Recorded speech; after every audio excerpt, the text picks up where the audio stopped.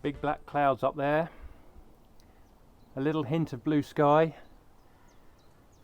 but it's mid-June and it's 14 degrees and it hasn't really stopped raining, and it keeps raining today, so we've got to dodge the rain showers today. What we're going to do today is basically we're going to be putting the cylinder head back on the Citroen.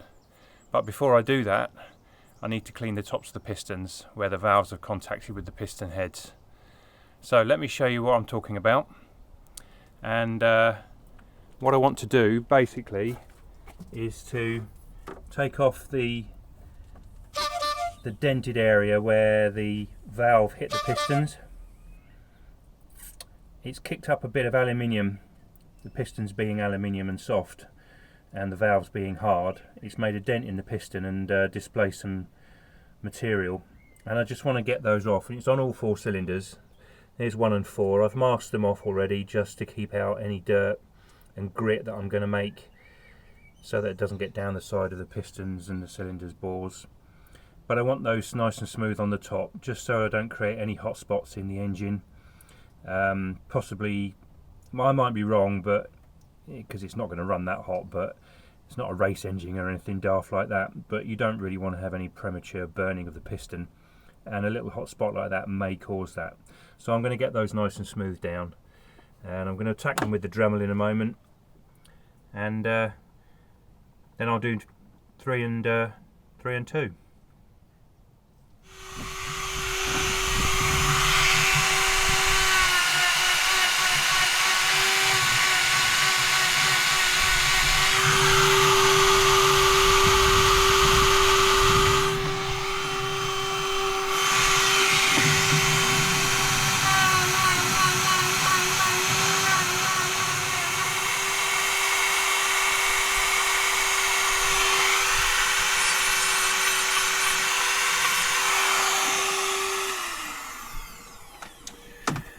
So I think that is going to be good enough for what we need. It's taken off the high spots on the pistons there.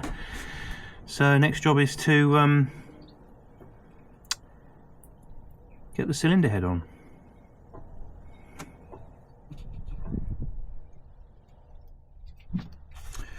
Okay, so we just get the worst of the liquid off, because there's still a bit of coolant in the cylinder block, which will come out when I take the water pump out, of course. But for now, just clean that top. And it's quite an unusual design, this engine, because the cylinder block is not solid. If you can see there now, it's actually liners. So we've got a liner here, 4 of them with the pistons in, and clearly the cylinder head gasket not only seals the head and the cylinder block, but also the liners as well. So rather than the liners sitting down inside a solid cylinder block, they are basically free, and the cylinder head gasket does a lot of sealing, so I would guess that it's an absolute imperative job to change that if you ever take the cylinder head off one of these cars for whatever reason. There is a bit of damage on this one actually, just here, and this has got a bit of a problem here, so again, it'd have to be changed anyway. Right, so we've got the top of the cylinder block is all cleaned. I've run a bit of Scotch Brite around the faces just to make sure we've got smooth. There's a bit of discoloration, but it's clean and it's smooth and flat, which is what we need. So I've got the engine on top dead centre, 1 and 4, 2 and 3 are at the bottom. I've made a mark on the crankshaft pulley, made 2 marks in fact, one at 12 o'clock, one at 4 o'clock, and that means that when both of those lines are lined up with each other, from the pulley to the block, you are at top dead center on 1 and 4. I'll take you down and show you that in a second.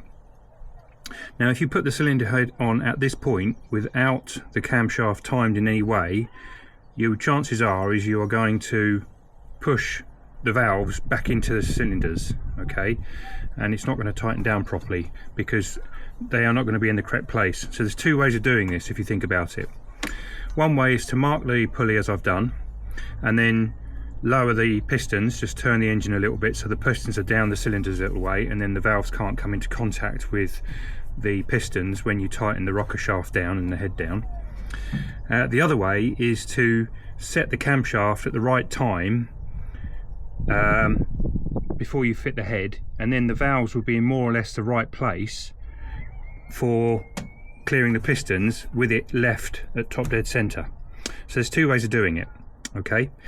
Not only that, there is a timing hole on the flywheel, which when you're on top dead center, the timing hole lines up with the spy hole in the bell housing, and down that you can put a 6mm piece of threaded bar or 6mm piece of rod to lock the crankshaft in place. It will still turn half a degree or so. It's not completely and utterly locked, so that's why I've marked it now, because I know that these are exactly at top dead center, and I've marked it on the crankshaft pulley so I can't get that wrong.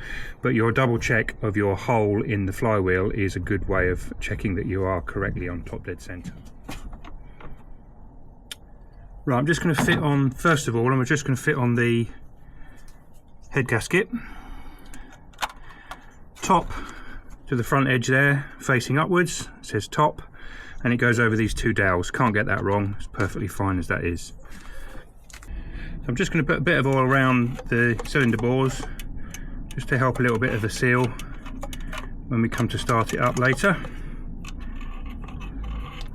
Put a bit around the top.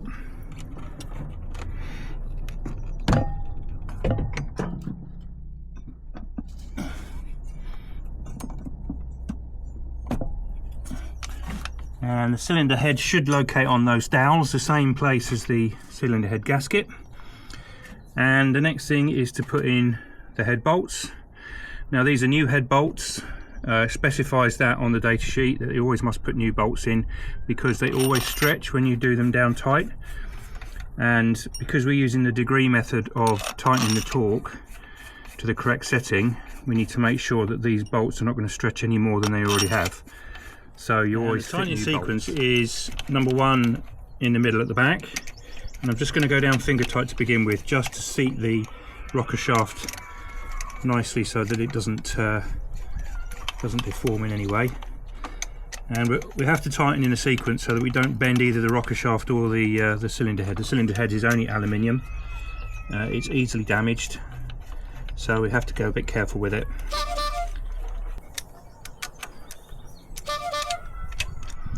There they are, all down nice and seated in.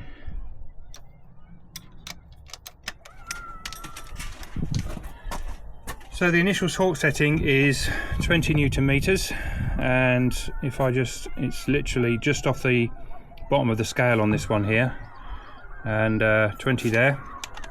And we do exactly the same sequence. So we start number 1 at the back in the middle, tighten it till it clicks,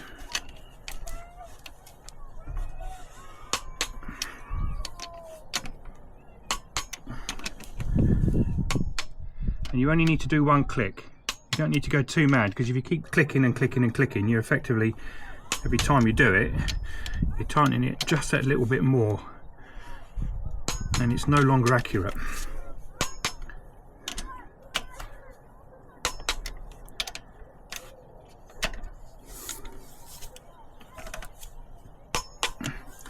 And we just do 1 check.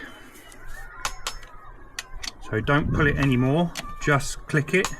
It may go just a tiny bit more, just to make sure that they are, it's generally the middle ones that haven't gone down fully, because once you tighten the outside ones, that then tightens the whole lot down and leaves the middle ones slack a little bit, so you just have to go around and check. So we got there, and now we're back to the middle, and it won't move anymore. So we're all at 20 Newton meters. Next thing to do is mark all of the bolts, and I'm going to mark them at 12 o'clock.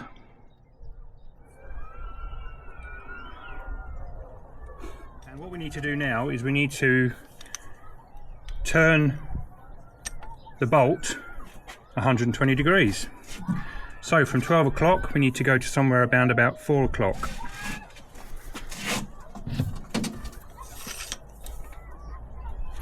That's one.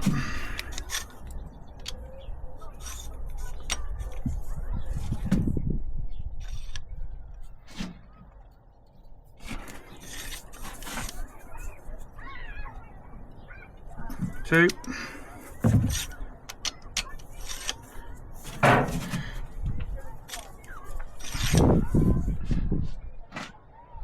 Three.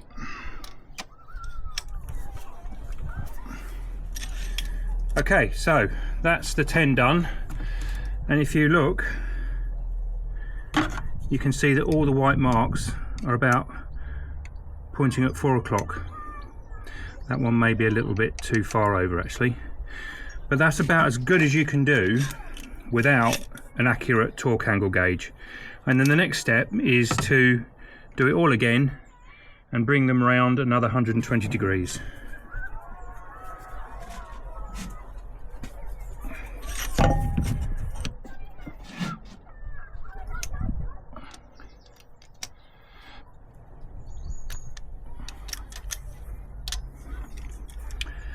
And that is that job done. So I'm adjusting the valve clearances, and on this engine it is inlets are 0.2 mil and exhausts are 0.4 mil, and it's the clearance between the end of the valve stem and the tappet. So if you can hear there, I've got a little bit of noise because there's some clearance, and I'm doing number 1 at the minute. Then I'll turn the engine until the next pair of valves start to rock. In other words, one is just closing and the other one is just opening. Okay, so number 1 is now on the rock, which means number 4 is now on firing, top dead center. And we just adjust, or rather check I should say, our inlets.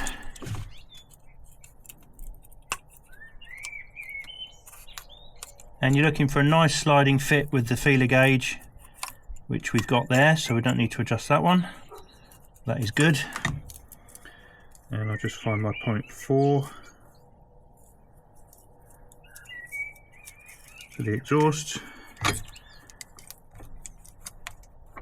That one's a tad tight probably.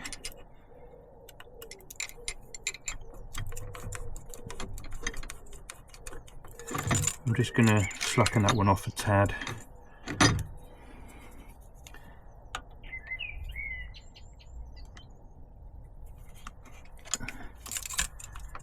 That's better. Nice sliding fit. And then we repeat for the remaining 2 cylinders, 3 and 4.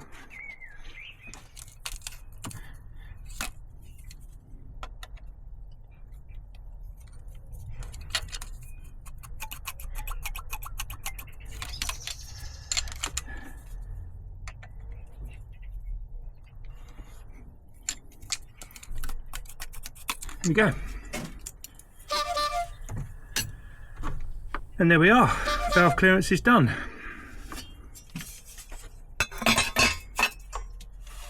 So I'm just going to fit the rocker cover, new rubber gasket.